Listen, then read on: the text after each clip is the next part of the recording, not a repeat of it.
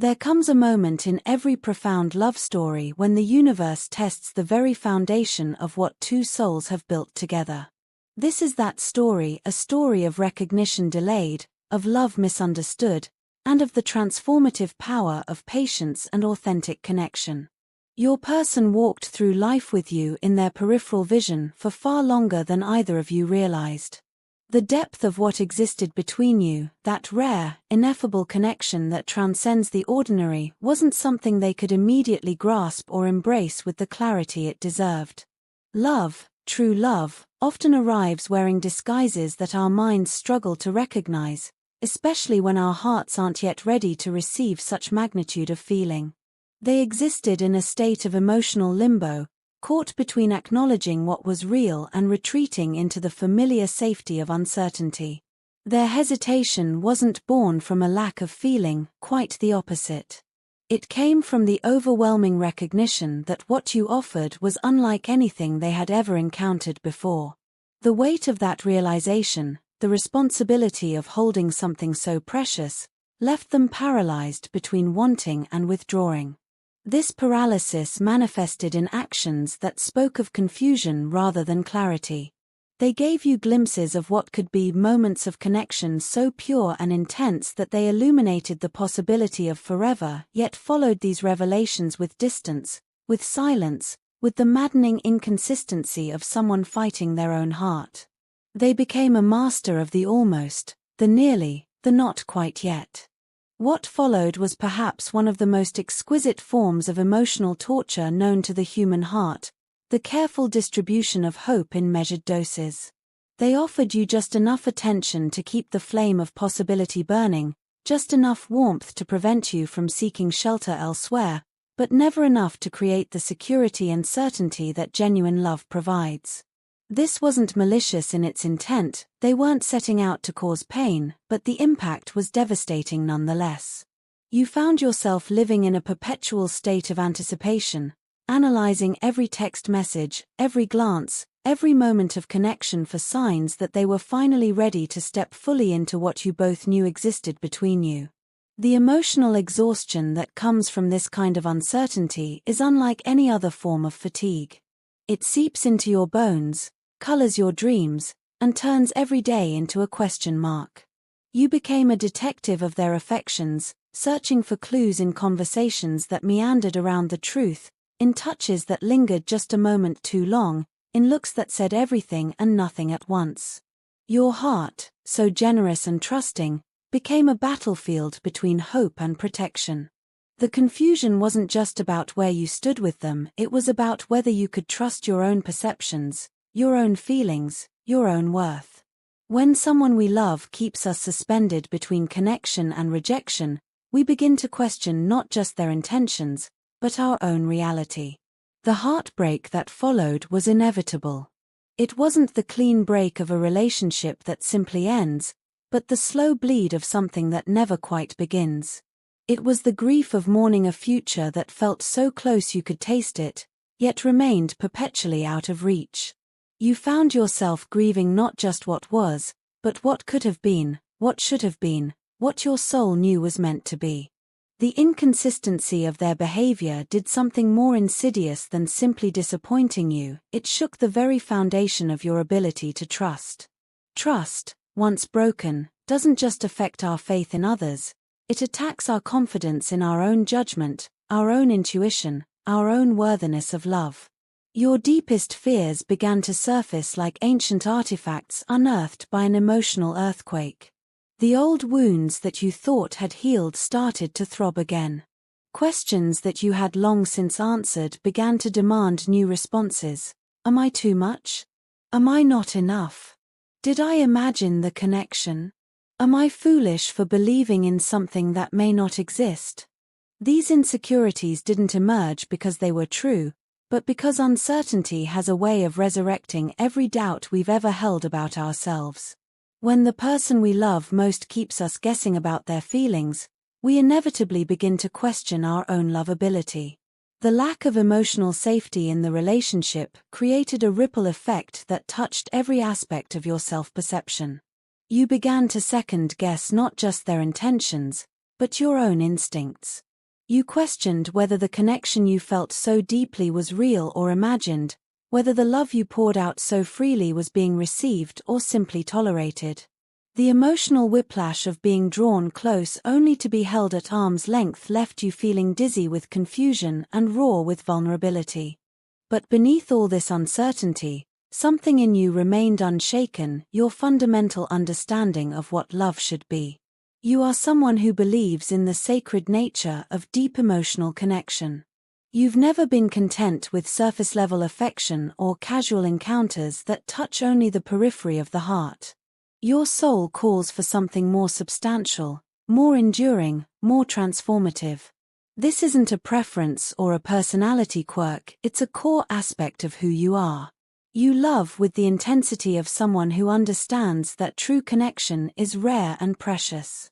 You approach relationships not as entertainment or distraction, but as opportunities for profound spiritual and emotional growth. You seek the kind of love that changes you, challenges you, and calls forth the highest version of yourself. Your heart doesn't know how to love halfway. When you give your affection, you give it completely, without reservation, without the safety net of emotional distance. You invest yourself fully because you understand that love, real love, requires nothing less than everything. You believe in loyalty that transcends momentary difficulties, in commitment that deepens rather than wavers under pressure, in spiritual connection that recognizes the divine spark in another person. When your person failed to meet you with the same depth of sincerity, it wasn't just disappointing, it was a violation of everything you hold sacred about love. It wasn't simply that they couldn't commit, it was that they seemed to disregard the very values that make love meaningful. They treated something precious as if it were ordinary, something sacred as if it were disposable. The realization that you needed to protect yourself didn't come easily. It went against every instinct of your loving heart, every desire to give them more time, more chances, more understanding. But there comes a moment in every person's journey when self-preservation must override the impulse to give endlessly without receiving in return. Drawing boundaries felt like building walls around your own heart, creating distance from the very person you most wanted to be close to. But you recognized that without these protective measures, you would continue to drain yourself in the pursuit of something they weren't ready to give. The boundaries weren't erected in anger or as punishment, though the pain might have justified both emotions. Instead, they emerged from a place of profound self-awareness and spiritual wisdom. You understood that you could not love someone else fully if you did not first love yourself enough to demand respect, honesty, and genuine intention. You realized that accepting less than what you deserved wasn't just harmful to you, it was actually enabling their inability to step into the fullness of what they could become. These boundaries became a form of sacred self-care, a way of honoring the divine worth that exists within you. You chose to protect your peace not out of selfishness, but out of the deep understanding that your emotional well-being was not something you could afford to compromise. You recognized that your capacity to love, to give, to nurture others depends entirely on your ability to nurture yourself first. The decision required immense courage because it meant choosing the unknown, the possibility of losing them forever, over the familiar pain of accepting crumbs when you deserved the whole feast. It meant trusting that your worth was not determined by their ability to recognize it, but by the inherent value that exists within you simply because you exist. Perhaps the most remarkable aspect of your journey is that despite all the pain, all the confusion, all the legitimate reasons to walk away and never look back, your love for them didn't simply evaporate. It didn't transform into bitterness or resentment. It didn't become a weapon to wield against them or a burden to carry in martyrdom. Instead, your love revealed its truest nature, unconditional, enduring, and remarkably pure. This kind of love is rare in a world that often treats affection as transactional, where feelings fluctuate based on how we're treated from moment to moment. But your love demonstrated something deeper, something that speaks to the spiritual dimension of human connection. You discovered that true love isn't dependent on perfect behavior or constant validation. It exists as a force of its own, independent of circumstances, resilient in the face of disappointment, patient in the presence of human failing. Your love became a testament to your own spiritual evolution, proof that you had learned to love not because someone earned it, but because love is your natural state of being. This doesn't mean you became a doormat or allowed yourself to be taken for granted. Rather, you learned the delicate art of loving completely while maintaining your own dignity and self-respect. You chose to wait, not from a place of desperation or dependency, but from a place of hope rooted in authentic spiritual investment.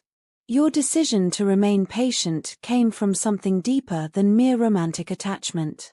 You saw something in them, something in the connection you shared, that transcended the immediate disappointment of their inability to commit.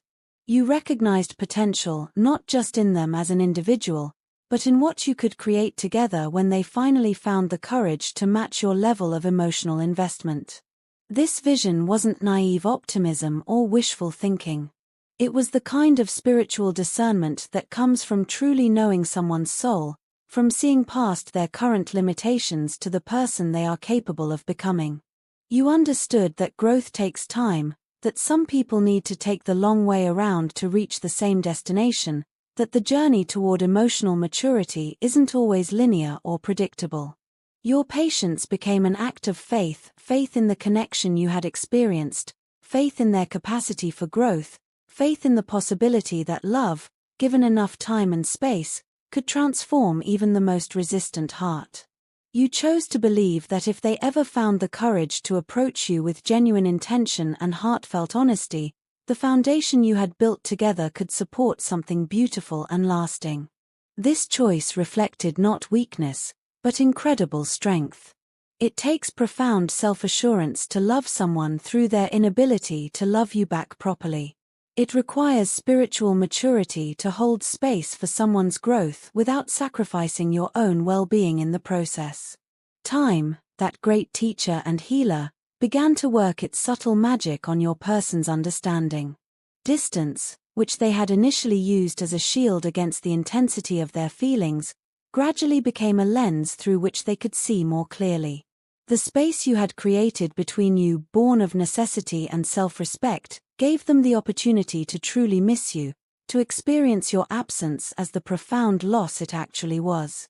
In the quiet moments of their daily life, when the distractions failed to fill the space you had occupied, they began to feel the true weight of your absence. It wasn't just that they missed your physical presence or your companionship, though they did.